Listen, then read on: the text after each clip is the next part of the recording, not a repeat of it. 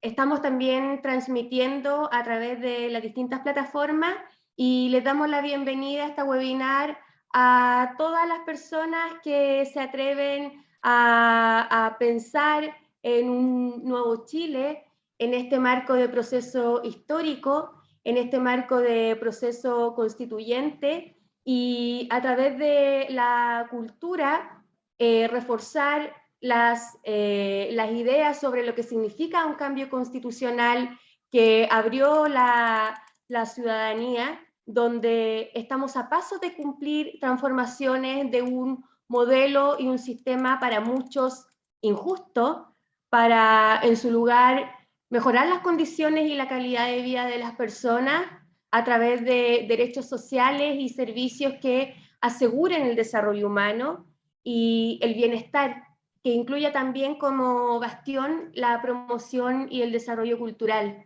Y para ello, desde estas dos universidades, proponemos esta actividad con el objetivo de entregar conocimiento, de entregar información, porque la información y el acceso al conocimiento es un derecho y por cierto que el conocimiento empodera.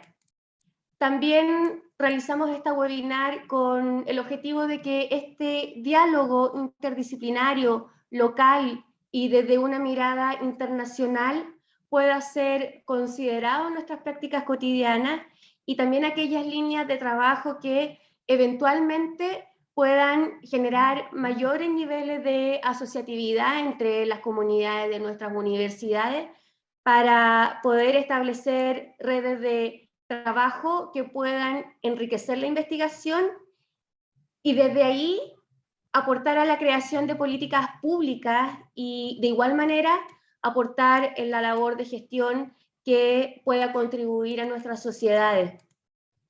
Y bueno, los invitados a esta actividad hacen carne muy claramente de esta idea. Entonces quiero saludar y por sobre todo agradecer a nuestros panelistas por aceptar esta invitación. Y para dar paso a este seminario online y considerando que hoy las mujeres estamos a la vanguardia de este proceso, parto entonces por presentar a Marisol Facuse. Marisol es doctora en Sociología del Arte y la Cultura, directora de investigación de la Facultad de Ciencias Sociales de la Universidad de Chile. Además, coordina el núcleo de Sociología del Arte y Prácticas Culturales. Muchas gracias, Marisol, por estar hoy con nosotros. Te cedo la palabra. Muchas gracias, Virginia. Recuérdame cuánto tiempo tengo para no excederme, por favor.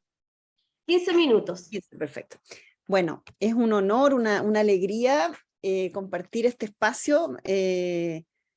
Un honor estar con mi compañero, amigo, profesor Bruno Pequiñó. Pensé mucho en él al preparar esta presentación y en todo lo que aprendí de él en nuestras conversaciones de arte y política, que es de lo que voy a comentar hoy día, pero también de instituciones de la cultura, que es el tema que él va a abordar, y también un honor compartir con Ignacio Achurra, a quien seguí mucho todas las discusiones, y voy a dejar todo ese espacio después para que él aborde lo nuevo y el presente. Y voy a hablar un poco más yo de la historia.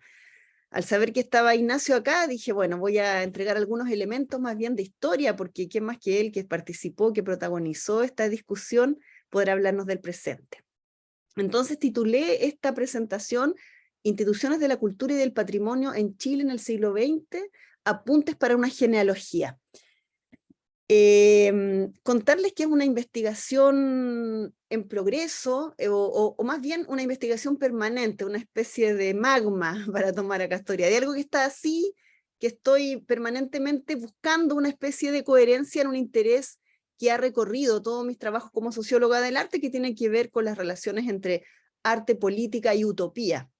Entonces lo que voy a presentar hoy es a la vez un punto de llegada donde voy a unir varias investigaciones, comentarlas, sobrevolarlas, y también un punto de partida de un trabajo que estoy iniciando con compañeros, amigos, historiadores e historiadoras, a propósito de las instituciones de la cultura y el patrimonio en Chile. Entonces voy a tomar algunos otros trabajos que he hecho antes, tratando de buscar, de hilvanar el trabajo de arte, política y cultura que vino desde los actores, sobre todo del mundo de los trabajadores, vamos a ver acá, y luego también cómo de manera concomitante en algunos momentos claves del siglo XX, eso se tradujo en una política cultural o en todo caso en la generación de una institucionalidad cultural, de manera de entender a través de una perspectiva que es la del análisis institucional, cómo han ido cambiando y por qué han ido cambiando las instituciones en relación con contextos sociohistóricos, sociales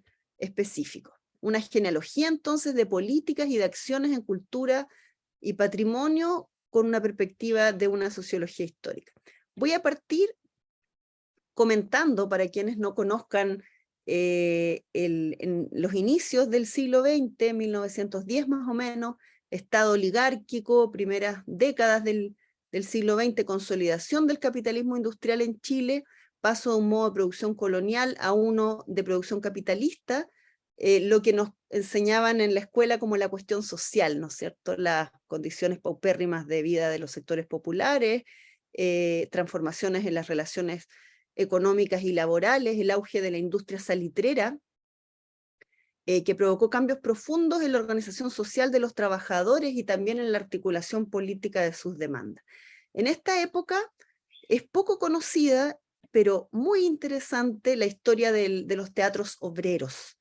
Ahí la figura de gente como Recabarren, Elías Laferte, Teresa Flores, los periódicos que hacían en ese tiempo. Desdicha Obrera fue un diario, una obra de teatro que hicieron en esta época, y aquí la figura de Recabarren como activador, activista, podríamos decir, cultural, para quien el teatro jugó un rol fundamental como medio de expresión de una clase, con un lenguaje, con contenidos, con prácticas determinadas. Pero en general conocemos la figura de Recabarren un poquito, no mucho, pero conocemos poco todo el movimiento que significó y que duró casi 20 años ese movimiento de los teatros obreros. Voy a citar acá a Recabarren en un diario que se llama El Proletario, en el año 1892. Señores burgueses, meditad, el pueblo es como la pólvora, le habéis visto tranquilo en sus faenas, pero en el corazón lleva un fulminante. La pólvora sin fuego ni arde ni amenaza, estalla de improviso. La Federación Obrera de Chile promovió desde sus primeros años la generación de teatros, de concursos dramáticos, festivales, proponiéndose fomentar, comillas, el progreso, la instrucción y la cultura de clase trabajadora por medio de conferencias, escuelas, bibliotecas, prensa y toda la actividad artística. En este periodo hubo más de 100 teatros obreros, la mayoría en el norte de Chile. Para quienes no sean chilenos y no conocen tanto la historia o la geografía de nuestro país, era ahí el lugar geográfico de mayor desarrollo económico, industrial, por el salitre, ¿no es cierto? Y Recabarren recomendaba la cultura, el teatro, como medio de enseñanza, como vehículo también de activación, de articulación, de sindicalización, y había un grupo que se llamaba Arte y Revolución, que trabajaba todos los sábados. Acá encontré en una revista de la época que se llamaba Camanchaca, de un artículo de Marina Morales Villarroel, donde dice: el Arte y Revolución trabajaba todos los sábados, le hacíamos la competencia a todos los teatros, porque la gente iba a ver todos los sábados una obra nueva, y obras del Teatro Universal en 3 actos, 4 actos, con su respectivo fin de fiesta. Había quienes cantaban, otros recitaban, hacían sketch, otros hacían su monólogo, era una variedad, terminaba pasado la 1 de la mañana. Imagínense la energía colectiva, ¿no? Tomando a Durkheim, que significó llevar por años todos estos teatros obreros. Bueno, ese es el primer ejemplo que les quería compartir.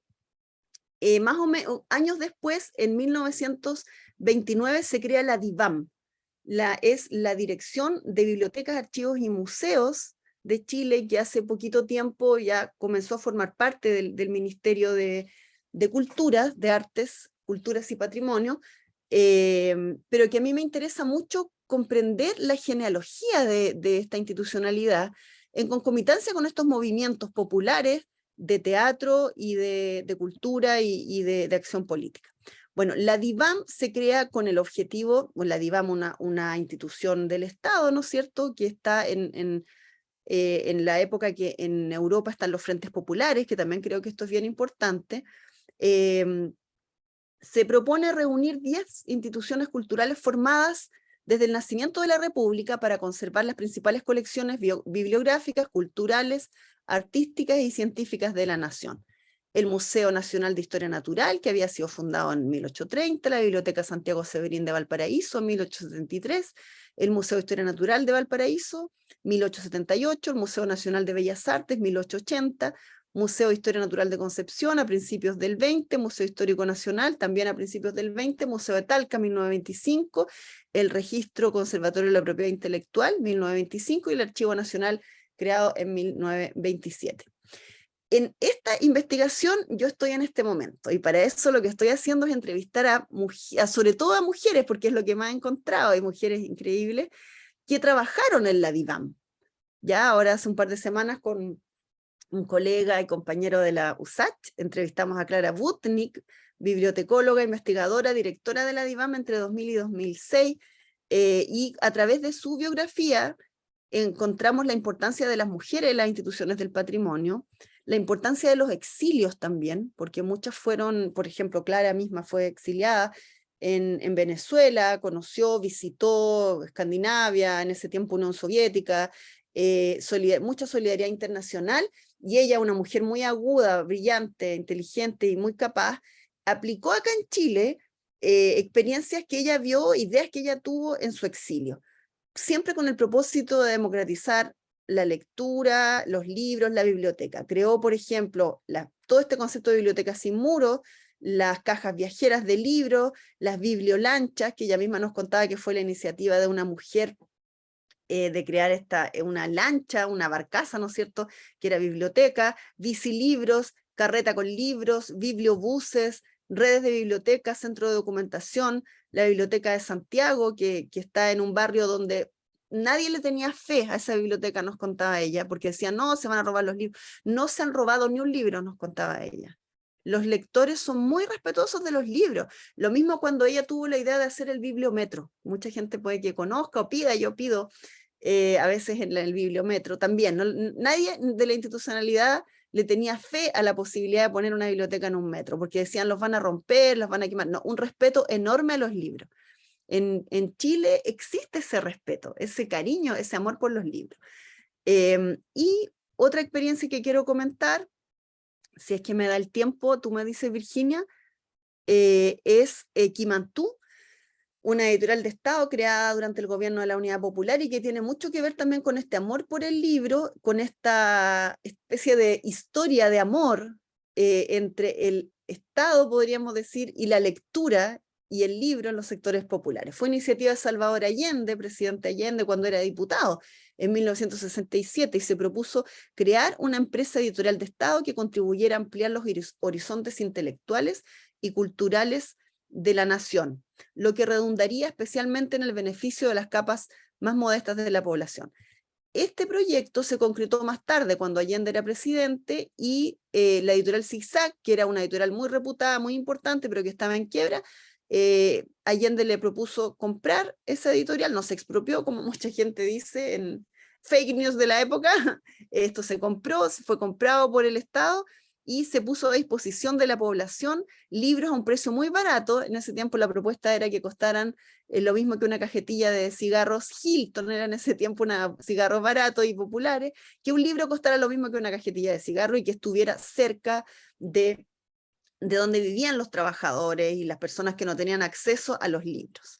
Entonces, con eso, bueno, fue un proyecto muy exitoso también, la gente compró estos libros en todo Chile, y en ese tiempo también tener en cuenta que estaba a nivel, un contexto internacional interesante, en la época surge la Casa de las Américas en Cuba, el Fondo de Cultura Económica en México, en Francia el Ministerio de la Cultura, ¿no es cierto?, liderado por André Malraux, todos los preceptos de la democratización cultural. Entonces, en cierta forma, lo que les invito a pensar y a discutir cuáles son los principios que están detrás o los modelos de sociedad que están detrás de estas acciones en artes, cultura y patrimonio que provienen del Estado. Por un lado, la democratización de la lectura y del libro, la educación popular, que también era fuerte, era importante en este tiempo. También en el caso de Quimantú tenía que ver con el lugar de la cultura en el proyecto de una sociedad socialista, si bien no se trataba de un proyecto ideológico, porque creo que lo esencial de ese proyecto era abrir la lectura y acercar los libros a las grandes mayorías que no leían. Y ahí, bueno, dejo la pregunta de cuál fue el rol del Estado como generador de contenidos y de una política de la cultura en acuerdo con la sociedad que se está construyendo. Cómo la opción por una editorial del Estado, que hoy día sería impensable, una editorial del Estado, porque dirían que es totalitario, etcétera, pero cómo esta opción permitió pensar el libro y la lectura como generadores de contenidos comunes para una sociedad nueva. Y un último ejemplo que quería traer es la Mesa Redonda de Santiago de Chile, que se realizó en 1972. Para la gente que trabaja en museos saben a lo que me refiero, porque fue una instancia, un encuentro emblemático. Se conmemoraron los 50 años hace poco, acá en Chile, organizado por UNESCO e ICOM. La Mesa Redonda se llamó Mesa Redonda sobre el desarrollo y el papel de los museos en el mundo contemporáneo. Fue convocada por la UNESCO el 72, tuvo lugar en Santiago de Chile, y se reunió a muchos museos de América Latina y se convirtió en un encuentro fundamental que marcó las agendas hasta ahora sobre las relaciones entre museo y comunidad, la relación entre museo y territorio, todos temas muy contemporáneos y que podemos ver también en la discusión actual que está justamente esta semana en Praga. El ICOM está teniendo esa discusión sobre qué es un museo. Una discusión bien prolífera. Quiero terminar, porque creo que estoy ya en los tiempos, ¿no, Virginia? Quiero terminar porque va a hablar pronto, imagino, Ignacio, decir que, bueno, con el retorno a la democracia se creó una nueva institucionalidad cultural que se creó sobre las bases de una sociedad completamente distinta. Ya no era la sociedad de los frentes populares, de la educación popular, sino que era una sociedad que había pasado por el tamiz del modelo neoliberal, fondos concursables, muy pocos dineros, muy pocos recursos para la cultura, una privatización de la cultura y la idea de la cultura como un bien más que la cultura como un derecho.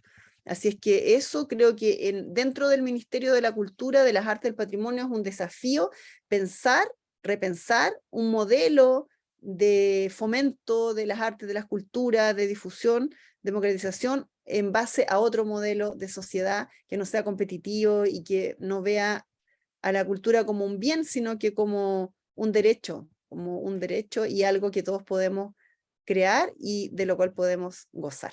Muchas gracias.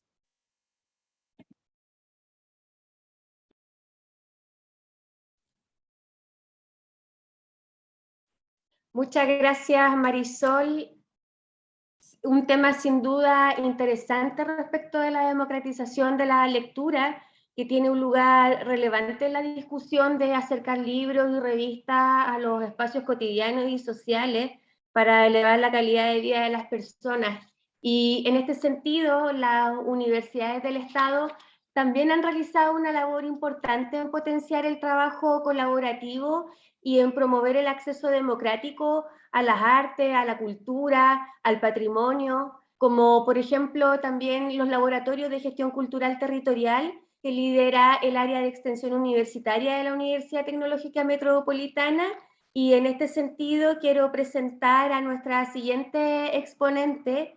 Ella es Nicole Fuentes, diseñadora en comunicación visual de la Universidad Tecnológica Metropolitana, con especialización en comunicación social de la Universidad de Chile. Actualmente se desempeña como encargada de extensión y ediciones de la Universidad Tecnológica Metropolitana y también lidera el proyecto Mineduc de actividades de desarrollo nacional. Así que te dejo la palabra, Nicole, pero antes pedirle a quienes nos están observando que nos hagan preguntas, sus aportes, argumentos, reflexiones. Vamos a tratar de leerlos todos porque queremos que justamente este espacio posibilite también explorar nuevos conocimientos y que nos permitan estar también mucho más conectados que antes para poder de esta manera sostener el diálogo en este escenario de la discusión contingente. Así que para continuar con esta ronda de ponencias, dejo con ustedes a Nicole Fuentes. Muchas gracias, Virginia. Para mí es un honor compartir este espacio junto con Marisol, Ignacio y Bruno, puesto que de cara igual al proceso ahora ya de plebiscito, donde se va a validar esta propuesta de constitución, es muy importante visualizar dónde están los argumentos para poder validarla, ¿no? Y además prospectar también algunas alternativas respecto de lo que se viene posterior también a este plebiscito, ¿no? Y con la mayor esperanza, digamos, de que esto se apruebe, pero con eso también se abren importantes desafíos.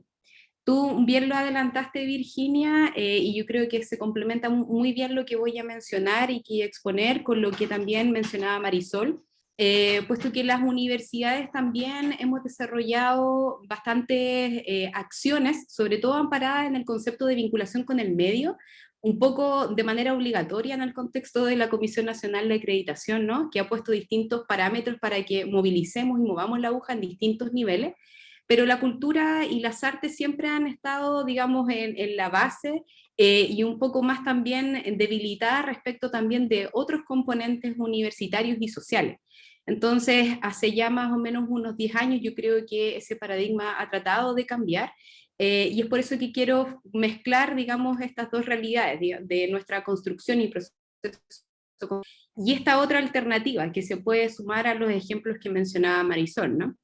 Voy a compartir mi pantalla. Te agradezco, Virginia, que me comentes cuando se vea, por favor. Sí, se ve. Ya. Súper. Entonces, esto es una mirada basada en específico en base a una experiencia de vinculación con el medio. Lo primero es que ya sentado como sobre esta validez de la propuesta constitucional que se nos presenta, es importante marcar este punto de inflexión que también representan los otros momentos constitucionales de nuestro país, que evidentemente está marcado por un antes y un después, también por la Constitución del 80, que resalta también un elemento de individuación, digamos, de nuestra sociedad, que fusiona el mercado, el Estado y la sociedad, pero que no deja de lado, mejor dicho, los derechos fundamentales o derechos sociales como la misma derecho a la cultura, ¿no? Yo creo que Ignacio también va a profundizar más sobre eso, pero es importante este cambio porque las otras dos constituciones, si bien no se realizaron bajo procesos estrictamente democráticos, sí se fueron validando de alguna manera a propósito también de sus orígenes, ¿no? La del 1925 también tiene su origen en una emergencia de los movimientos sociales y donde se empieza a esbozar también una construcción de un perfil ciudadano y que obviamente se ve interrumpida por esta instalación de la Constitución del 80, donde se dejan de lado también los procesos democráticos de discusión sobre los derechos fundamentales y obviamente acentúa la diferencia y la separación de lo individuo versus lo social, ¿no? Y esta actual constitución, o esta actual propuesta de constitución, mejor dicho, viene a esbozar totalmente lo contrario, ¿no? Se exalta una identidad basada en la diferencia. Si han podido tener acceso y la han leído, se podrán notar de que la base, digamos, de lo que se expone aparece en función de un parámetro internacional asociado al derecho cultural, donde obviamente se respetan aquellas también instrucciones sobre los pactos internacionales de los derechos económicos, sociales y culturales, y la Declaración Universal de los Derechos Humanos, ¿no? Que establece una base bastante notoria y evidente para poder trazar caminos institucionales y gubernamentales en torno a la cultura. Y obviamente también se respetan y aparecen gratamente aquellas también consideraciones que la ONU también se hace cargo en el año 2009, donde relaciona a los derechos culturales como un derecho fundamental, pero su relación con el desarrollo, cómo se pueden implementar también a nivel gubernamental y estructural, institucional, y cómo se pueden prestar ciertas garantías para que estos derechos se expresen de mejor manera en lo social. Aquí esto es un pantallazo a la propuesta constitucional que ahora vamos a someter a plebiscito, ¿no? Y ahí resalté algunos conceptos que son claves, ¿no? Primero se menciona que todas las personas y comunidades pueden participar libremente de la vida cultural y artística. Se destaca también la creación desde la libertad también como un derecho a sí misma. El derecho a la identidad cultural menciona además distintas expresiones simbólicas, culturales y patrimoniales, que yo creo que eso es el corazón o lo neurálgico que uno puede destacar de esta propuesta. Se atiende a una diversidad cultural, o sea, no es solamente una tendencia a una tradición o a una construcción de identidad única, y además se valora el desarrollo de la creatividad, la cultura y también el desarrollo artístico. Y por supuesto, en la base deja al Estado como un promotor de esas condiciones para su libre desarrollo. ¿Por qué eso es importante? Porque de nuevo insisto en que este modelo democrático, en este proceso democrático que también dio origen a esta propuesta constitucional, exalta esta identidad basada en la diferencia. Y además se ve muy imbricado con otros conceptos como la paridad, los pueblos originarios, el aporte lingüístico que puede originar eso a la cultura, lo ecológico en relación a lo territorial, se menciona muchas veces también en la Constitución, en la propuesta, su relación con el patrimonio natural, la inclusión y las distintas diversidades como de neurodiversidades, ¿no? Por lo tanto, yo creo que aparecen dos conceptos como la heterogeneidad y se podría reconocer como un valor cultural constitucional de esta propuesta, donde la expresión es lo que está a la base de nuestra identidad cultural, por ejemplo, y que se valora a propósito del reconocimiento de esa existencia. Y yo creo que también lo más importante es que aparece la cultura relacionada a todos estos temas y que por lo mismo la pone en un valor social porque es indivisible al desarrollo social.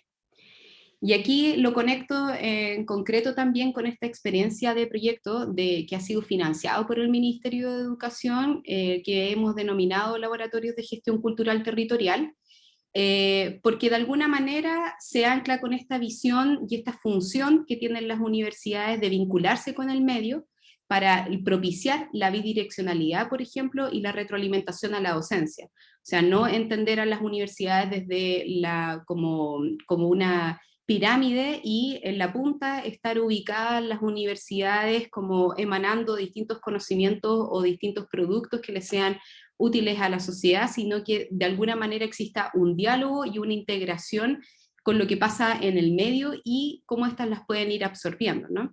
Y también muy propiciado por también otros encuadres institucionales como la Ley de Universidades del Estado o la Ley de Educación Superior y el sistema de universidades estatales que también propone y deja a la cultura con una función y un deber desde la educación superior para poder comprometerla con las necesidades territoriales.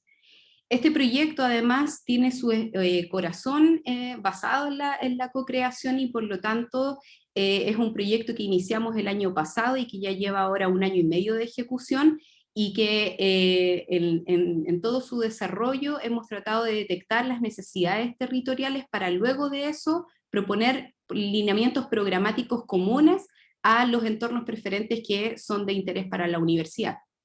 Y eso todo basado también en la lógica de democratización que merece la sociedad, pero a través del perfil estatal. Ahí nosotros también asumimos un compromiso con nuestro rol público y estatal, y por lo mismo eso tiene un enfoque territorial, porque tenemos una incidencia, en nuestro caso, metropolitana, por ejemplo, y por lo mismo tenemos que hacernos cargos de las brechas. Para eso se seleccionaron en función de estas brechas territoriales a 22 comunas de la región metropolitana, que además se relacionan con las comunas de origen de nuestros estudiantes, porque además nuestra universidad acoge a las comunas más pobres, digamos, de la región, y además nos relacionamos con distintos actores y agentes territoriales desde lo municipal, los establecimientos escolares, vecinos y vecinas, agentes culturales y organizaciones. Por el tiempo, en esta oportunidad no me voy a detener tanto en la metodología, pero aquí les muestro más o menos la cobertura territorial y de relación que hemos tenido. Y esta metodología, que fue planteada como una metodología de acción, investigación, acción participativa, primero partimos diseñando, digamos, y seleccionando estos territorios, pero además hicimos distintos catastros y encuentros participativos para co-crear y levantar las necesidades territoriales. Y en este trabajo con las comunidades hay obviamente una propuesta de valor, porque nosotros aprendemos sobre los requerimientos y cómo nos podemos relacionar y en qué temáticas con esos territorios para poder aportar específicamente al ámbito cultural de la región y sobre todo del país, ¿no? Y hay sobre todo una instancia de constante análisis, validación de los resultados para luego crear procesos reflexivos que retroalimenten la gestión misma del proyecto, pero también la universitaria.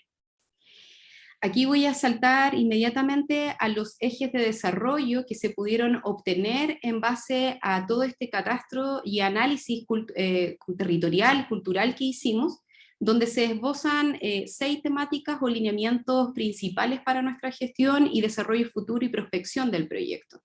Primero se destaca la necesidad de una vinculación territorial en el ámbito cultural, y esto de manera urgente, la capacitación y la formación, comunicación y difusión, valorización de las culturas y las artes, uso del espacio público y la descentralización cultural. Estos 6 ejes son importantes porque de alguna manera tienen coherencia también con otros avances institucionales. Muy bien, ahí también lo planteó Marisol, que de alguna manera todos estos organismos, los ministerios y también la DIVAM han ido tendiendo de alguna manera a rescatar estas necesidades y esta identificación de brechas para luego que queden contenidas en ciertas políticas públicas que hagan sentido con lo que espera la gente, ¿no? Y además tiene mucho sentido, obviamente, con lo que está proponiendo esta actual propuesta de constitución, y nos permite también prospectar cuáles serían los desafíos o los mejores mecanismos y acciones públicas que tanto las universidades como otros agentes sociales e institucionales puedan ir acogiendo, ¿no?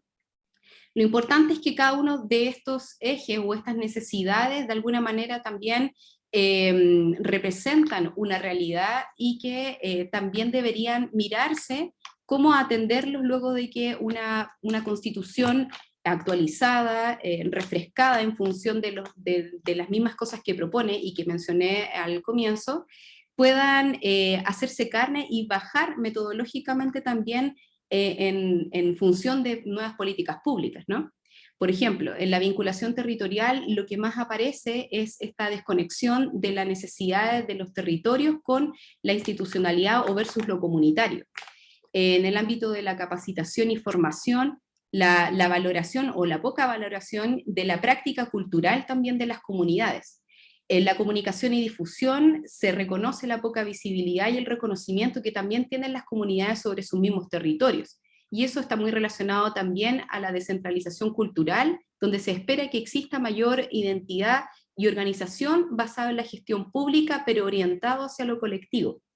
En el uso del espacio público se espera un entramado, un mayor entramado para propiciar la colectividad y la democratización también de los servicios y bienes culturales, y la valorización de las culturas y las artes, que tiene que ver sobre todo con cómo se enfrenta la dignidad desde el trabajo de los agentes culturales o de las personas que se dedican a reproducir la gestión cultural desde lo autónomo y lo individual. Y en eso obviamente se espera de que los territorios y las personas, los trabajadores y trabajadoras tengan mayor autonomía sobre las decisiones y políticas públicas. Entonces, contrastando estos resultados que hemos tenido, es lamentable que no pueda seguir como profundizando en eso, pero sí se pueden enlazar estos desafíos que propone esta propuesta constitucional versus también este trabajo más de campo que hemos realizado. Y lo primero es mencionar que es necesaria y urgente una validación de las personas como agentes culturales autónomos.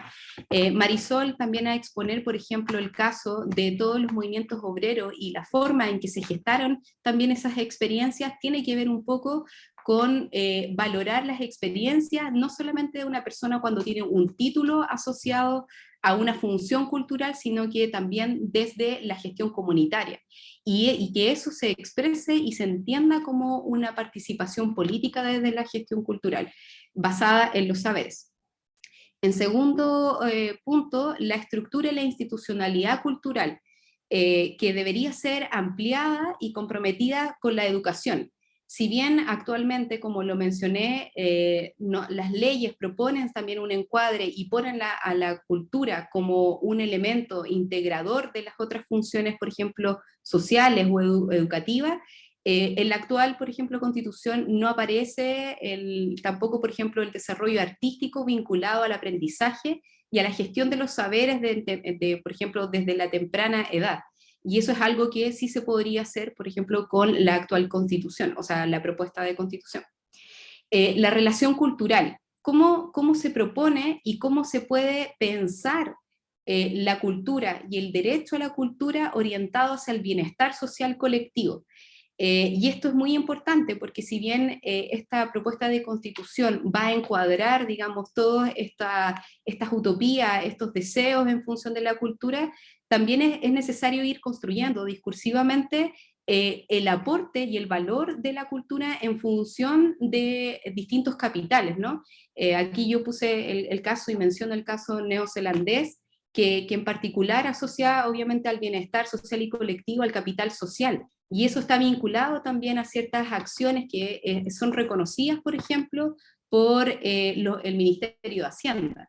Y se vincula también a los otros capitales humanos, financieros y naturales. La determinación territorial, yo creo que esto cruza, es uno de los principales desafíos que se pueden atender desde las políticas públicas y sobre todo propiciando la organización y la descentralización para operativizar también algunos mecanismos estatales que se puedan gestar. Ayer teníamos a nuestra ministra de las Culturas, las Artes y el Patrimonio hablando sobre los puntos de cultura, que yo creo que son una muy buena oportunidad para poder exaltar y también como determinar la autonomía territorial de las comunidades, pero obviamente eso requiere una bajada metodológica que articule a los territorios, a las comunidades y al Estado mismo, ¿no? Y en último punto, el desarrollo de la identidad en lo heterogéneo. Esta propuesta constitucional pone el acento en la diferencia y por lo mismo es un desafío para nuestra sociedad identificar en esa diferencia cómo se puede desarrollar una identidad chilena, cultural, específica, que reconozca todas estas diferencias, ¿verdad? Y obviamente eso también expone un desafío desde los recursos, porque permite establecer brechas que se separen netamente de lo concursable, que es lo que actualmente proponen muchos de los instrumentos ministeriales que se ponen a disposición, por ejemplo, a través de los fondos de cultura u otros. Entonces, como reflexión final, y con esto termino, es muy importante validar esta propuesta constitucional porque a nivel discursivo, primero aparece el término cultura como un concepto relacionado también al desarrollo social, y por lo mismo aparece como un acto cultural, esta constitución al abrir posibilidades, a determinar una realidad y generar posibilidades de expresión material e inmaterial. Y es importante también porque propone al Estado un desafío para recuperar esta función activa desde el fomento y el desarrollo de la cultura en distintos niveles, que sea indivisible, y yo creo que también eso es un concepto clave, indivisible del desarrollo social, económico, humano y de valor, que amerita una función cultural y un debido reconocimiento en la sociedad. Y obviamente nos propone a nosotros desde las instituciones, ya sean estatales o también las mismas privadas, cómo podemos poner a disposición esta utopía y esta realización y materialización de los derechos culturales en función de los recursos, metodologías y herramientas, ¿no? Y aquí obviamente también voy a resaltar el deber como universidad estatal de poder volver a esta mirada más extensionista, por ejemplo, que se gestó en los años 30, que muy bien puso la Universidad de Chile en el campo estatal y que antes no había aparecido ni siquiera en las anteriores constituciones, por ejemplo. Y resaltar sobre todo la función territorial como una base de la representación autónoma de la identidad cultural, pero orientada hacia la construcción común. Eso. Creo que estuve justo con el tiempo, ¿no, Virginia? Sí, súper bien, súper bien. Muchas gracias, Nicole. Un proyecto muy interesante que nos ayuda a reflexionar desde la academia nuestro trabajo en relación a la identificación de necesidades culturales para poder de esta manera elaborar planes programáticos y también cimentar el camino para generar vínculos entre la academia, artistas, municipios y territorios. Y en este sentido, la responsabilidad del Estado tiene un rol importante en el hecho de poder despertar el gusto artístico, la afición artística y el nivel de preparación cultural de la ciudadanía, así como también la creación de políticas que reconozcan las culturas locales y generen planes de acuerdo a sus distintos contextos. Y en este sentido, recordemos que las diversas movilizaciones ciudadanas que dieron origen al estallido social del año 2019 permitieron justamente la búsqueda de garantías orientada en la creación de una nueva constitución que consagre y asegure dentro de sus principios la creación de un Estado que ponga su foco en los derechos de los ciudadanos. Y en ello se espera que la propuesta de la nueva Constitución dé cuenta del reconocimiento de derechos culturales, como lo son el acceso universal a la cultura y la creación de un público sensible con derecho de participación. Es decir, cómo el desarrollo cultural presenta un avance en la propuesta de la nueva Constitución, además de algunos aspectos que también han sido controversiales, como el derecho de autor. Entonces, para profundizar en estas ideas, voy a presentar a nuestro siguiente invitado.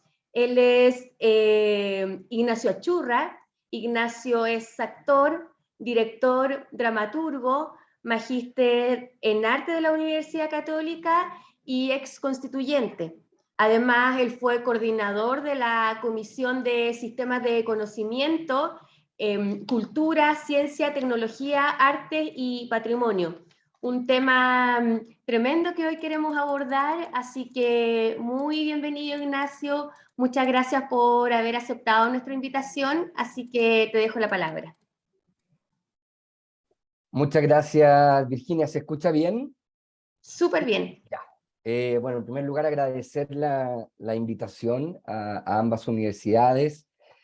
Es un honor estar compartiendo este panel, además, con estos distinguidos expositores, distinguidas, y además con la gente que está siguiendo y que va a ver después estas presentaciones. A lo que yo me voy a referir y de lo que quiero hablar es esencialmente de la propuesta constitucional. Y voy a partir de una suerte de afirmación, o si se quiere, de una hipótesis, ¿no? Que es que esta propuesta constitucional se trata de una constitución cultural.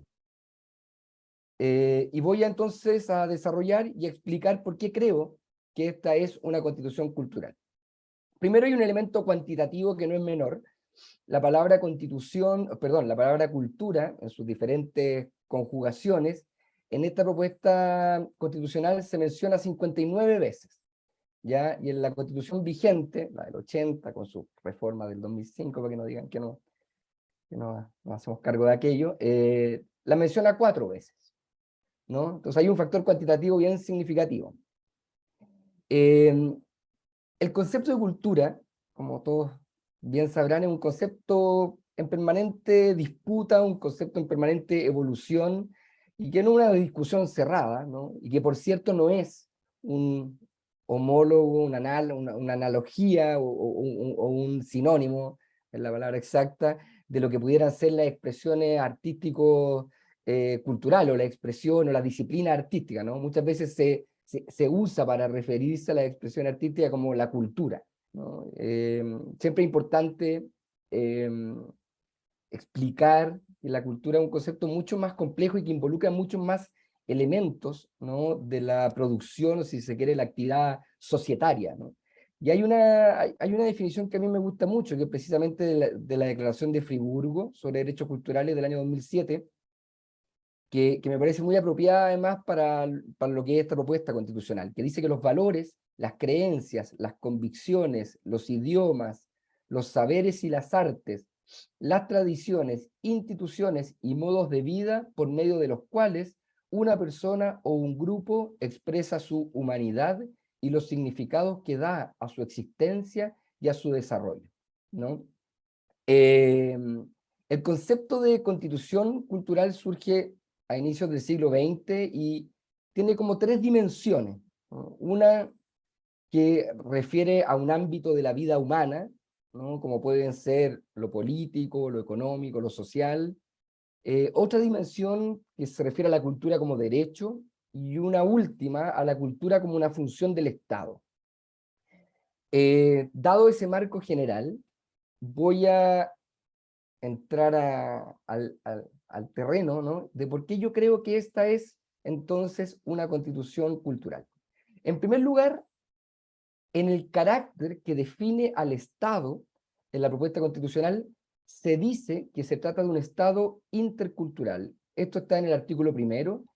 Chile es un Estado social y democrático de derecho, es plurinacional, intercultural, regional y ecológico. Es decir, se reconoce en el carácter mismo del Estado que es intercultural.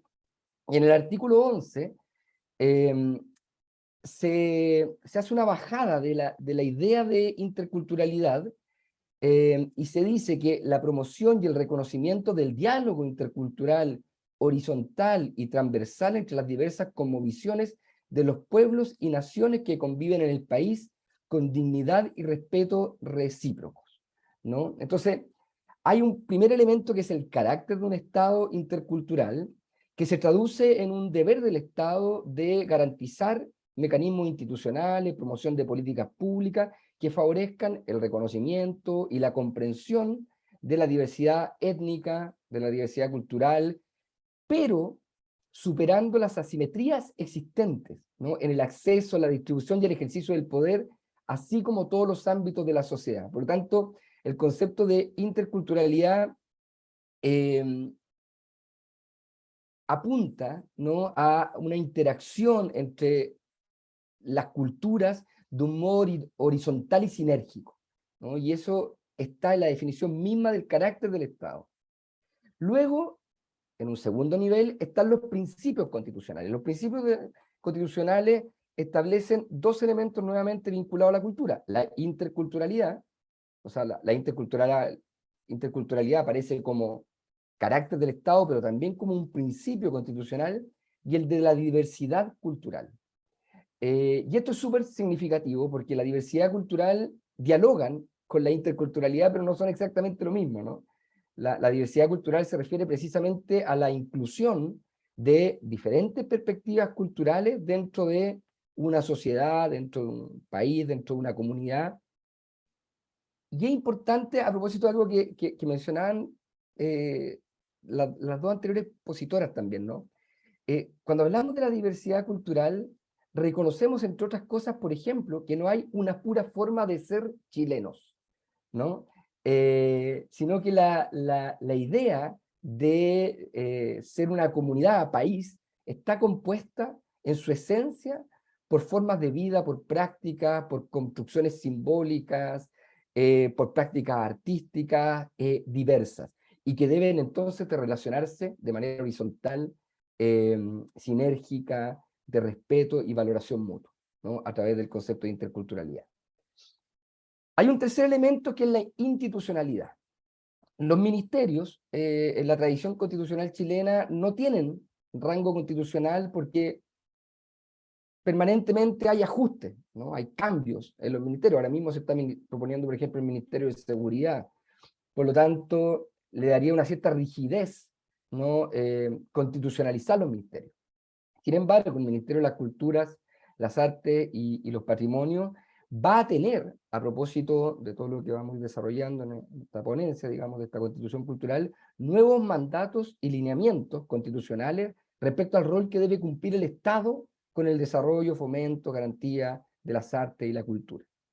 Pero hay otro elemento interesante a nivel de institucionalidad, que tiene que ver con las entidades regionales. En el contexto de un Estado regional, con comunas y gobiernos, con regiones y comunas autónomas, los gobiernos locales van a estar mucho más robustecidos, ya que no solo van a hacer administración, sino que van a tener la posibilidad de tomar decisiones, administrar muchos más recursos, de la mano de una distribución fiscal, además más equitativa, y hay un mandato expreso para las entidades autónomas, regiones, comunas, respecto al fomento y la protección de las artes, las culturas y los patrimonios culturales y naturales. También de la investigación artística y en su respectivo territorio. Esto está en el artículo 202, por si acaso en la letra I. Y es importante porque esto le va a dar un nivel de pertinencia territorial y cultural mucho mayor a las políticas culturales que cuando vienen únicamente diseñadas desde el centro, digamos desde el gobierno central. Un cuarto elemento, un enfoque transversal.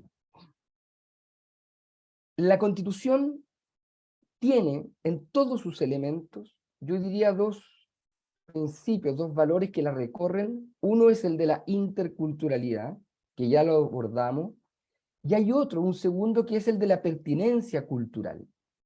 Este concepto, este enfoque transversal, se inserta en diferentes materias.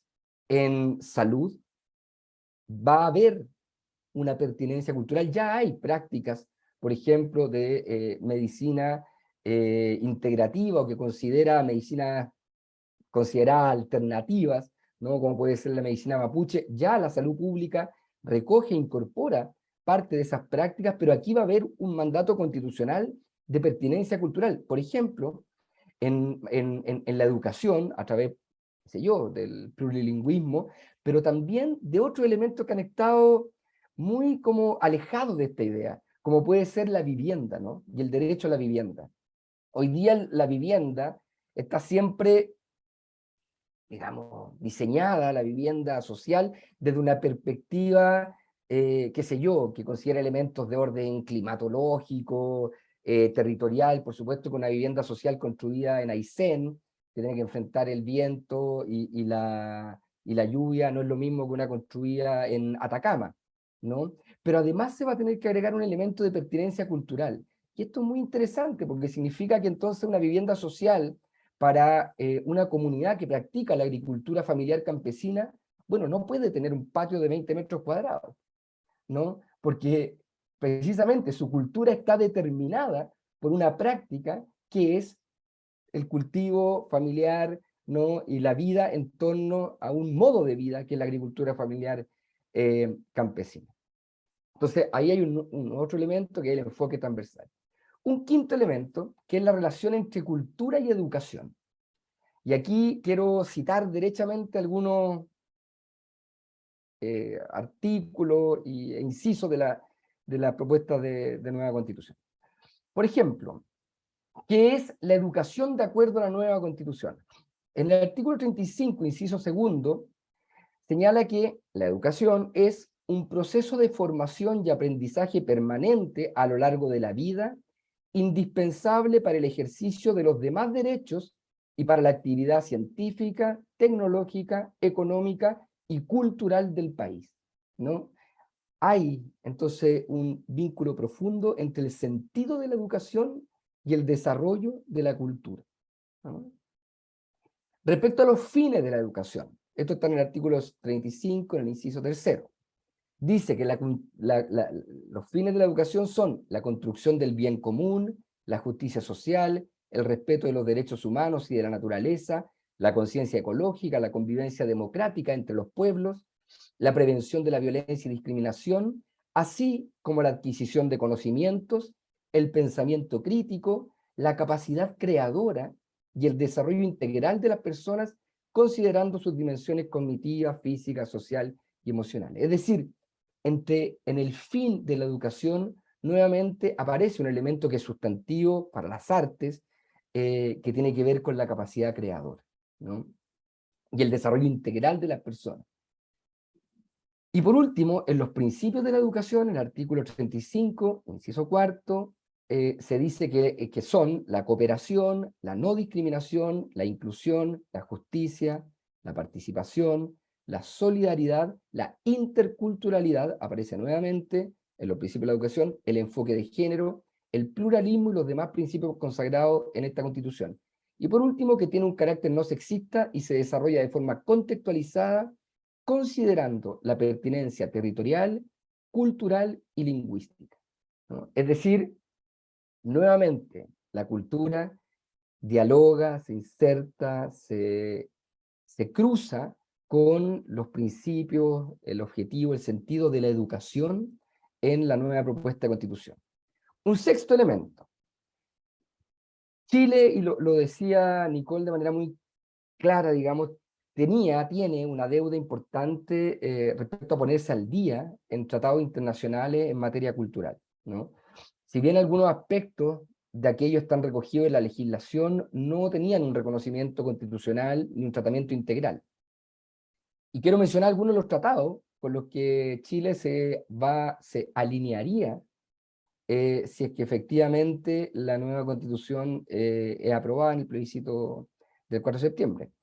El Tratado Internacional de Derechos Humanos del 48, el Pacto Internacional de Derechos Civiles y Políticos del 66, el Pacto Internacional de Derechos Económicos, Sociales y Culturales del 66, la Convención Americana de Derechos Humanos, el Pacto de San José del 69, y una serie de recomendaciones, declaraciones a propósito de las convenciones de la UNESCO, entre las que destaca la Declaración de Friburgo sobre Derechos Culturales del año 2007, que es precisamente una suerte de esfuerzo de compilación de los derechos humanos a nivel cultural. Y por último, y quizás lo más importante y significativo, pero por eso lo quería dejar para el final, porque esta Constitución es una propuesta de Constitución cultural, es el robusto catálogo de derechos culturales que propone esta nueva Constitución, ¿no? Y que yo diría que tienen un derecho paraguas, que es el derecho a participar libremente en la vida cultural. El derecho a la participación cultural, yo diría que tiene una doble dimensión, ¿no? En primer lugar, algo que se ha denominado por algunos como la democratización de la cultura, entendía esto como el acceso, ¿no? El acceso a bienes, a servicios artísticos, culturales, que es una cuestión importante, por cierto.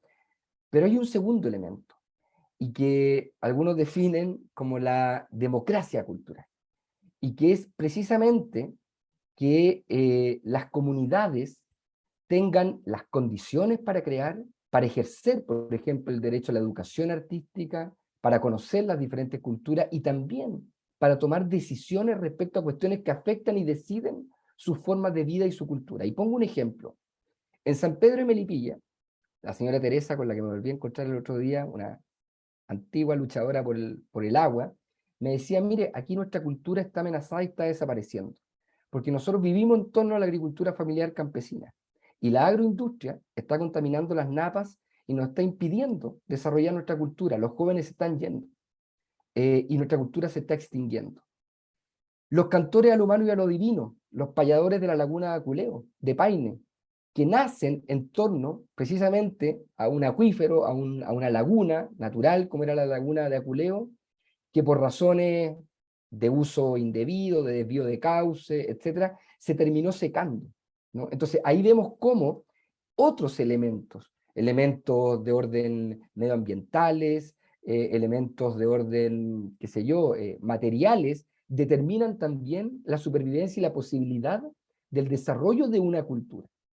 Y por eso que el derecho a participar libremente en la vida cultural no solo establece una posibilidad de acceso, tal como decía Marisol, a propósito de los paradigmas que se establecieron en un Chile neoliberal ya post-dictadura en los 90, ¿no? Como el acceso a servicios, a bienes, sino que también desde una perspectiva de democratización. Y ya para ir cerrando, quisiera leer derechamente algunos artículos de la nueva Constitución, ya habían sido citados, pero me gustaría leerlo y hacer alguna como punto en particular que me parece importante destacar.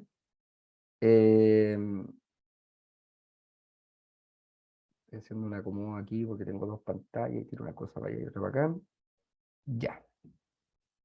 Aquí sí. Entonces, el artículo 92 de la nueva Constitución, en su primer inciso, dice: toda persona y comunidad tiene derecho a participar libremente en la vida cultural y artística y a gozar de sus diversas expresiones, bienes, servicios e institucionalidad. Tiene derecho a la libertad de crear y difundir las culturas y las artes, así como a disfrutar de sus beneficios. Esto es importante porque cuando hablamos del derecho, por ejemplo, a la libertad de crear, no solo estamos hablando de un deber de no censura de parte del Estado, sino que también de un deber positivo, de generar las condiciones, ¿no?, para que las comunidades puedan desarrollarse, las personas puedan crearse. Una cosa importante, cuando decimos toda persona y comunidad, hay una definición política detrás de eso, ¿no? Porque se trata de derechos que no solo asisten a la persona individual, sino que también son derechos colectivos. Y aquí están abordados precisamente desde una perspectiva de comunidad. El inciso segundo dice: asimismo, toda persona y toda comunidad tiene derecho a la identidad cultural y a conocer y educarse en las diversas culturas. Esto está muy en línea con las recomendaciones, por ejemplo, del Tratado de Friburgo, y da cuenta nuevamente de la diversidad cultural. En el tercer inciso, igualmente, personas y comunidades tienen derecho al uso de espacios públicos para desarrollar expresiones y manifestaciones culturales y artísticas sin más limitaciones que las establecidas en la ley. Esto para mí es clave, además me toca de manera directa porque trabajamos mucho en esto y yo hace muchos años que me dedico al teatro en el espacio público, en la calle. Ya hay una sentida demanda, ¿no?, de liberar el espacio público para las expresiones artístico-culturales, y aquí queda consagrado a nivel constitucional, ¿no? Es decir, solo podrá limitarse el uso del espacio público para actividades artístico-culturales en las que establezca la ley, que va a ser el diálogo entre otros derechos: el derecho a la libre circulación, el derecho, qué sé yo, a ejercer actividades económicas, por lo tanto yo no me puedo parar y bloquear la entrada de, qué sé yo, de un negocio. O sea, esa convivencia que es el espacio público, el espacio social, va a estar regulado por ley, pero parte de la base de un derecho constitucional que es al uso del espacio público para las actividades artístico-culturales.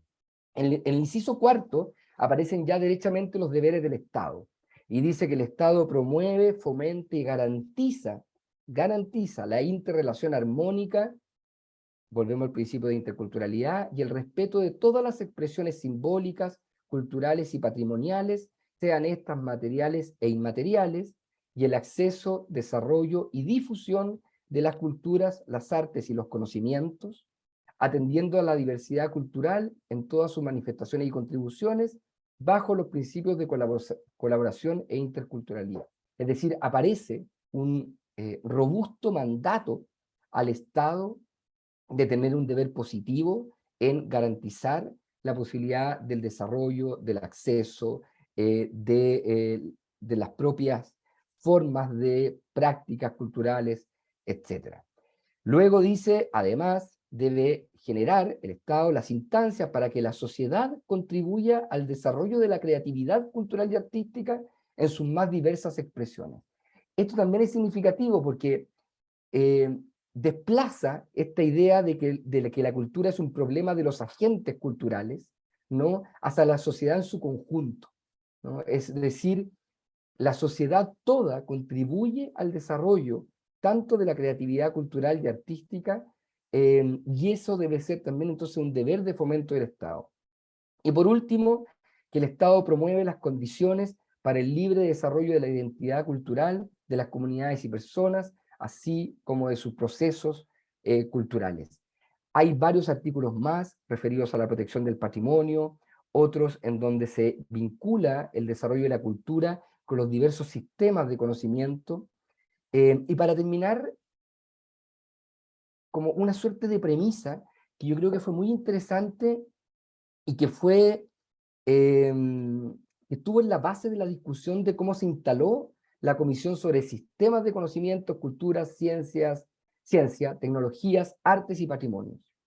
Aquí había dos definiciones políticas de entrada. Primero, que no hay una manera de producir conocimiento, sino que hay diversas formas, sistemas de conocimiento. Por cierto, la ciencia tiene su tradición, su valoración, su evidencia, pero hay formas diversas de producción de conocimientos que atender en una sociedad, y que las culturas, y que la cultura está en todos lados donde hay sociedad, ¿no? En donde hay actividad humana. Esta idea de que hay un centro ilustrado que debe llevar, ¿no?, cultura a una periferia bárbara para ser iluminada, ¿no?, con la cultura del centro, en esta propuesta constitucional es sustituida por la idea de que en esa, comillas, periferia también habita una cultura que es importante generar incentivos positivos de parte del Estado para que pueda desarrollarse y relacionarse de manera sinérgica, colaborativa, con otras expresiones culturales en una relación transversal, intercultural, atendiendo sus diversidades, de modo de potenciarse y de crecer en una suerte, por decirlo así, de contagio positivo, ¿no? Eso es, me pasé un poquito con el tiempo, igual Virginia me había autorizado, pero quería presentarles una mirada, creo yo, como de distintos aspectos de lo que ofrece esta nueva constitución en materia de cultura. Muchas gracias. Muchas gracias, Ignacio. Muchas gracias por explicarnos de forma tan clara los puntos relevantes de la propuesta de la nueva Constitución, donde sobre todo queda claro el carácter no neutral de la educación y la cultura frente a problemas sociales que requieren ser superados con urgencia, como lo son las diversas formas de discriminación de género, clase, etnia, etcétera. Y además que también nos plantea una orientación clara para superar la falta de participación y también el individualismo. Y bueno, respecto de esta idea, el derecho a voto implica tener información sobre la mesa para poder definir el voto el 4 de septiembre. Y en este proceso que está viviendo el país, creo que también es importante nutrir las ideas y la mirada crítica a partir de una perspectiva internacional que podría brindarnos un marco no solo para interpretar el escenario nacional, sino que también para identificar fortalezas y debilidades. Y considerando que el sistema educativo y cultural chileno se construyó sobre la base de una importante transferencia intelectual extranjera, de la cual aún quedan huellas de la cultura francesa en cuanto a la forma, estilos, objetivos. Quiero presentar a nuestro siguiente invitado. Desde Francia tenemos al profesor Bruno Pequignot. Él es doctor de Estado en Letras y Ciencias Humanas, es exdirector de la Unidad de Formación y de Investigación en Artes y Medios de Comunicación de la Universidad Sorbonne Nouvelle París 3. Además, ha sido director editorial encargado del sector de Ciencias Sociales y Humanas en Ediciones L'Harmattan, y también ha sido director de diversas colecciones de la misma editorial y autor de diversas publicaciones en el campo de la sociología del arte. Pero antes de darle la palabra al profesor Pequignot, quisiera indicar a los asistentes que deben activar el botón de interpretación y seleccionar el idioma español, o bien quienes quieran escuchar en francés pueden seleccionar el idioma francés. Así que, bueno, muy bienvenido, profesor Pequiño, y le dejo la palabra y muy agradecida de que hoy día pueda estar con nosotros.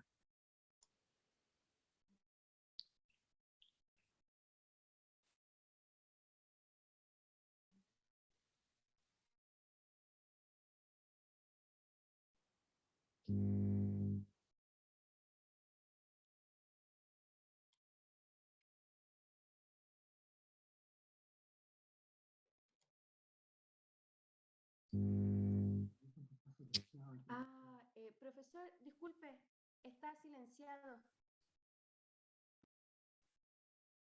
Ahí sí. Ça marche. Donc, merci beaucoup pour votre invitation. Muchas gracias por esta invitación sobre este tema que me interesa particularmente. No he leído el texto de la Constitución, pero lo que expusieron ustedes me pareció muy interesante. Las condiciones de audio no permiten entender todo lo que está diciendo e interpretar correctamente. No, me pido disculpas, no, el audio del profesor no permite interpretar.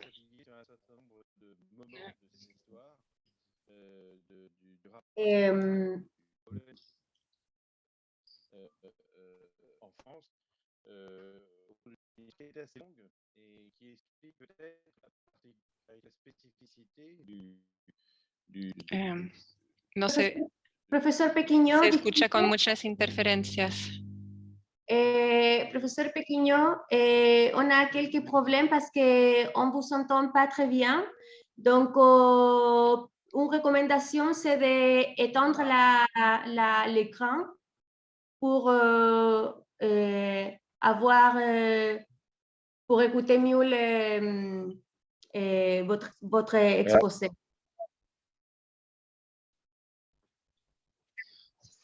Vous m'entendez bien là? Oui. Vous m'entendez mieux? Oui, c'est mieux. Vous m'entendez mieux? ¿Me escuchan bien? D'accord. Donc, entonces, esta crítica empezó en el siglo XVI con Francisco I.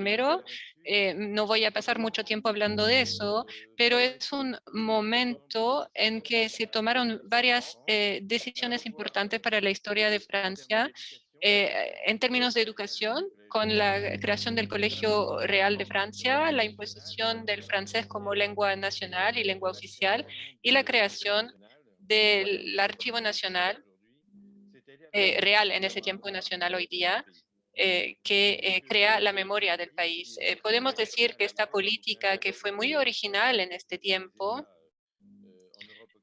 que ninguno de los países de Europa occidental tomó en esta época, y quiero decir que muchos países del mundo no tienen lengua oficial. Por ejemplo, Estados Unidos no lo tiene. En Francia, el concepto de lengua nacional se inscribió en la Constitución. Esta elección de Francisco I fue una elección que persistió en los gobiernos que siguieron, sean gobiernos monárquicos, revolucionarios o republicanos, y ningún gobierno cambió este principio básico.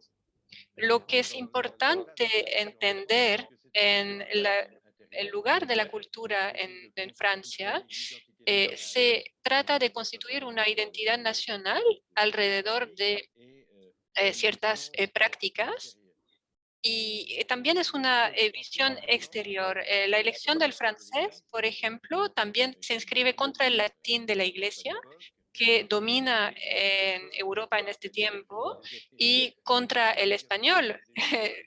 Pido perdón para los hispanohablantes, pero el español era la lengua dominante en Europa en este tiempo, siglo XVI, y luchar contra la influencia de Carlos V en esta época. También se trataba de unificar un país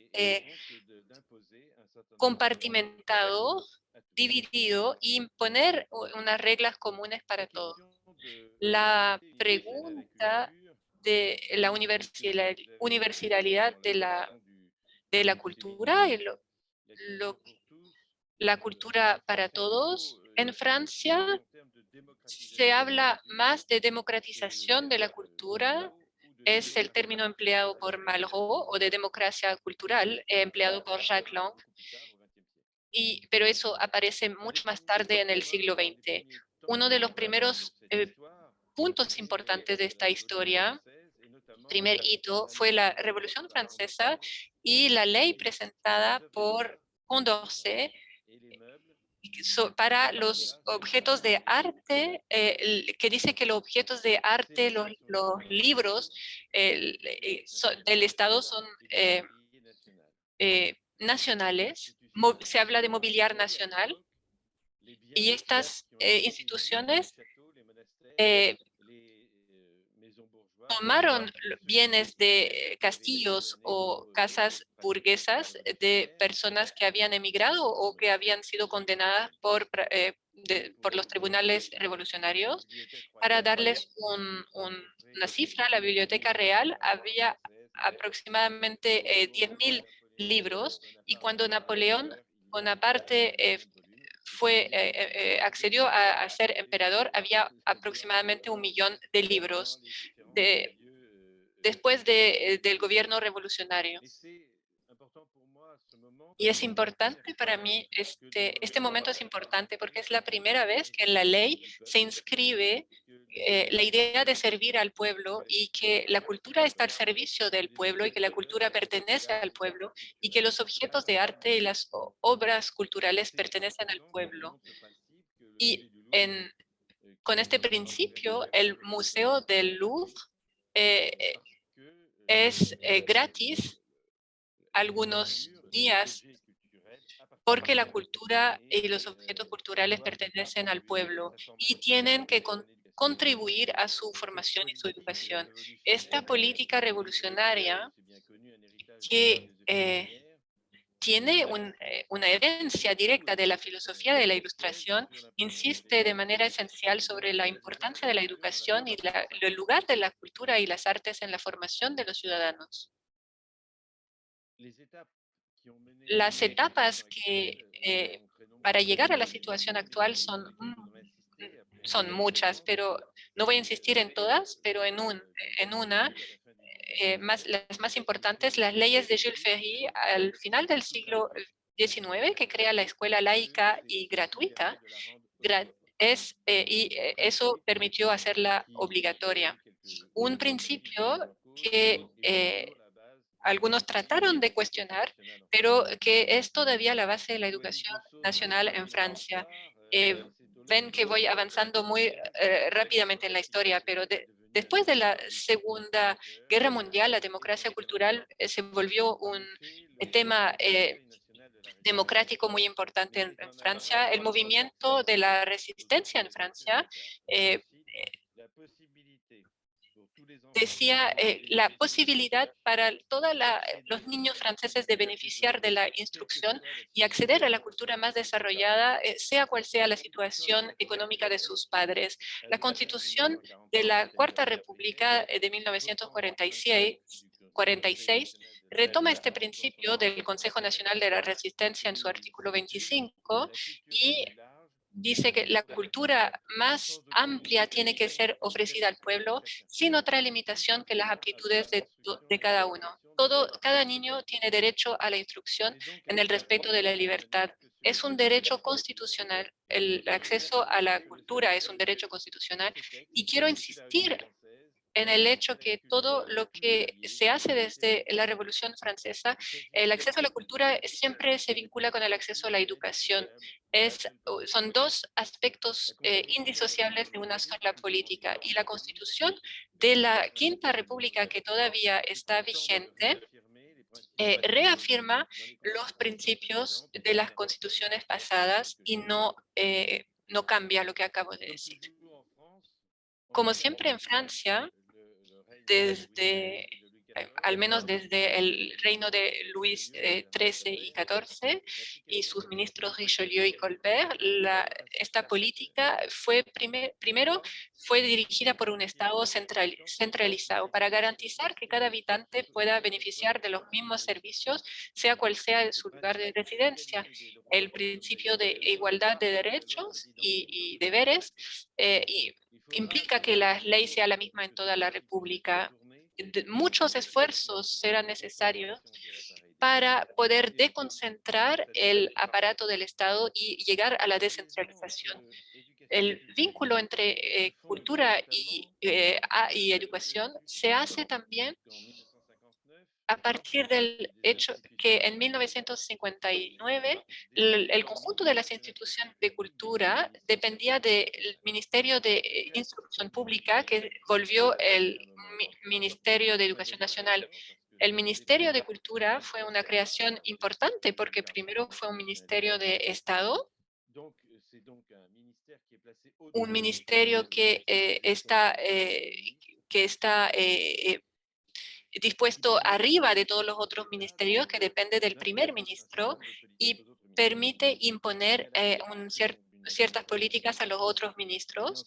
Se crea una institución específica con sus propias reglas dentro de la función pública, con una inspección interna que le da una cierta autonomía financiera, primero con un presupuesto propio. Al principio este presupuesto de 0,4% del presupuesto del Estado, pero la política de Malraux fue que la política se pague por los otros ministerios y que la obtención de créditos para imponer al Ministerio de Finanzas a partir de reducción de impuestos para particulares y empresas. Y no voy a entrar mucho en detalles, pero dos ejemplos. Hay un principio de 1% cultural para toda construcción de edificio y el impuesto sobre las entradas al cine que permiten financiar estas áreas, y podría multiplicar estos ejemplos. Un nuevo impulso se da en 1981 con un gobierno de izquierda con dos aspectos importantes. Primero, una política voluntarista de democratización del acceso a la cultura que se sostiene con el ministerio del ministerio se dobla, y la descentralización que empieza en 1982 y que desarrolla políticas culturales en región, financiada por consejos regionales elegidos con sufragio universal y que también reciben financiamiento del Estado. Esta política hoy día tiene como consecuencia que el presupuesto del Estado representa 40% del presupuesto de la cultura y el 60% restante viene de las regiones y algunas grandes metrópolis regionales y también por los departamentos. Y entonces todo esto se inscribe en una política voluntarista. Hay 6.800 festivales en Francia que contribuyeron mucho a la democratización cultural, la creación de grandes museos en región, desarrollo de grandes orquestas y óperas regionales, que algunos tienen una gran fama internacional, como el de Toulouse. Estas políticas culturales, además de su continuidad, y estas políticas culturales, a pesar de los cambios, a pesar de los cambios políticos,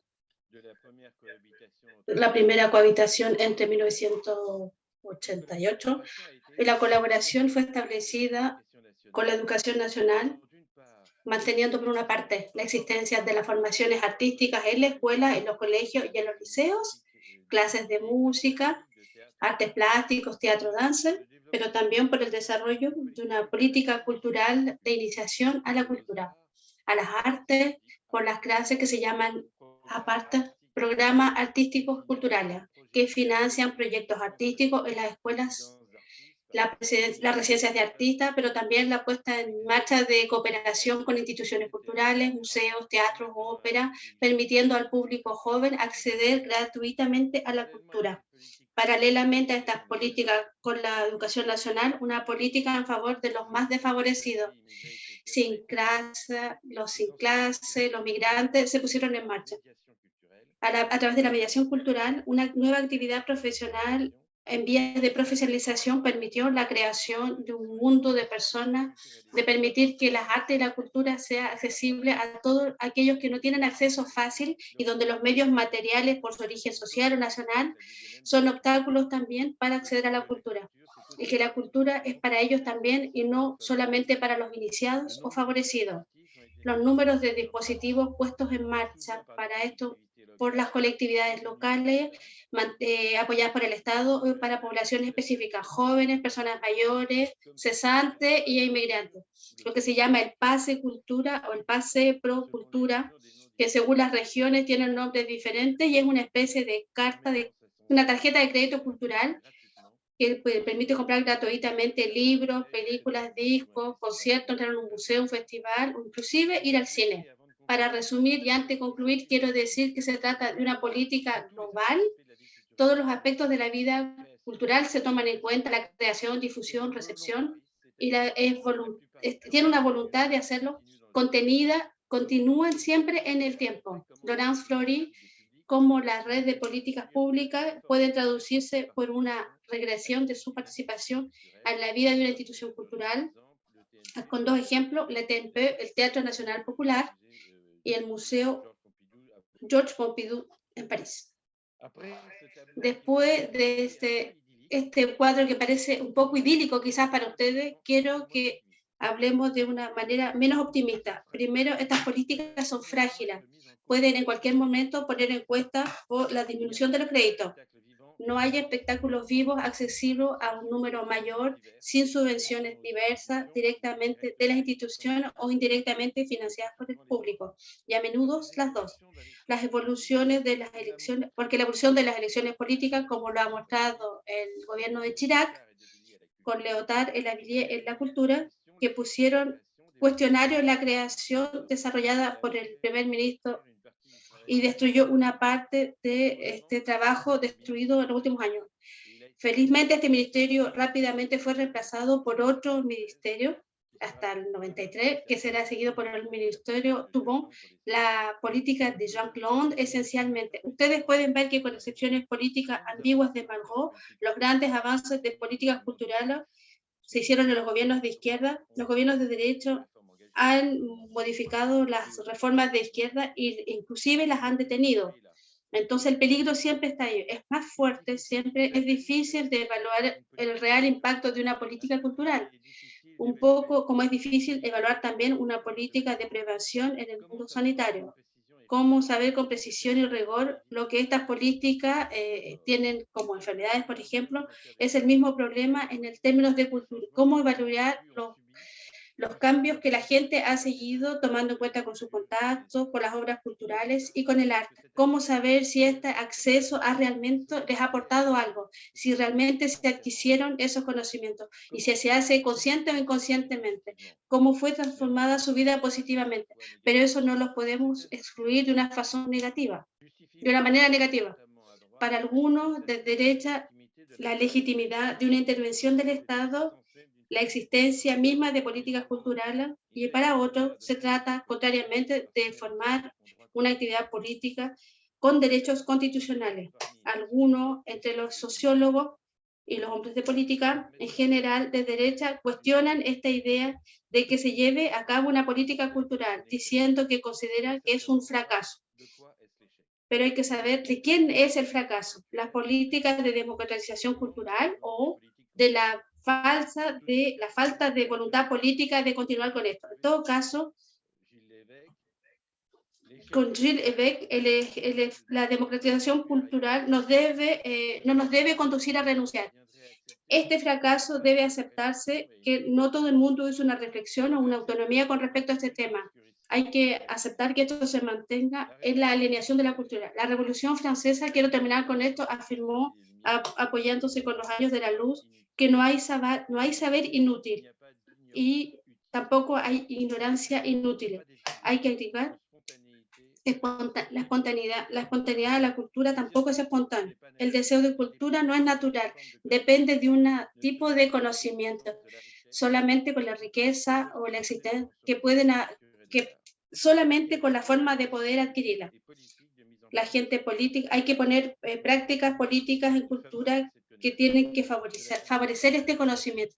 Esto tiene que ver con todos los formadores, educadores, los servicios del Estado, las políticas públicas, y tienen que orientarse hacia este tipo de cuestionamiento. Y quizás el caso francés puede ser un ejemplo que podría ser estudiado en la puesta en marcha de políticas de mediación cultural, apoyándose en formaciones, capacitaciones y apoyándose en personas que fueron formadas para eso. Jacques Long, en un discurso en México, que no podían haber políticas culturales sin políticas sociales, y que no podían haber políticas sociales que no podían no hablar de cultura, y también incluir la educación. La responsabilidad del Estado tiene un rol fundamental, es una incitación y sostener, apoyar las instituciones locales en estos campos para poder realmente acceder a la cultura todo el mundo, y les agradezco su escucha.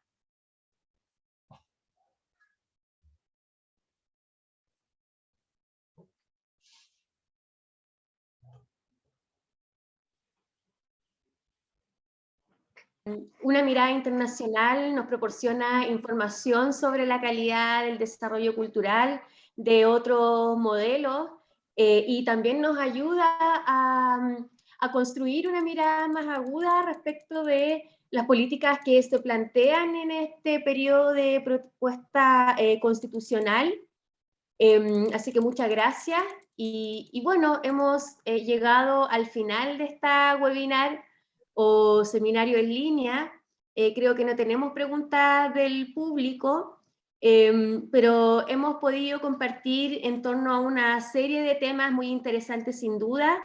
Todas y todos nos quedamos con muchas ganas de seguir hablando, pero en honor al tiempo les agradecemos este momento que nos han dado de poder conversar y hacer este barrido por tantos temas que tienen que ver con este trabajo que se ha ido realizando para el desarrollo cultural, tanto en Chile como internacionalmente, y lo más importante que es llevar a las personas a transitar de ser meros receptores de la cultura y del arte a ser protagonistas en la toma de decisiones en base a un ideario social que apunta sobre todo a construir una nueva ciudadanía y sobre todo nuevas formas de convivencia.